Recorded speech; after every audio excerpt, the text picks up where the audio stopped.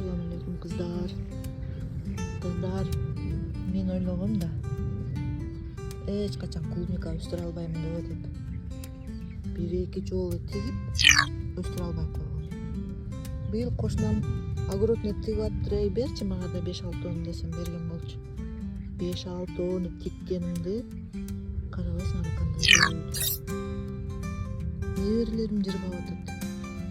Күндү арасына кирип терип жашайт. Арасында дагы гүлдөп аткандар бар. Пишип аткандар бар.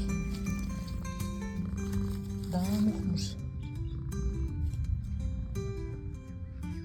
Жанагы кооз поляда өскөн кооз клубникага караганда могу үйүңдө өстүргөн клубниканын даамы өтө сонун болот экен.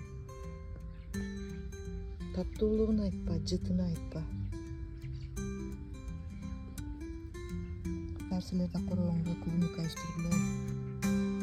Бул өзүнчө Аллахтын сонун берген немат экен. Эч кандай дары-сары эчтеке берген жок. Сугарып атам. Чөбүн отуп коюп атам.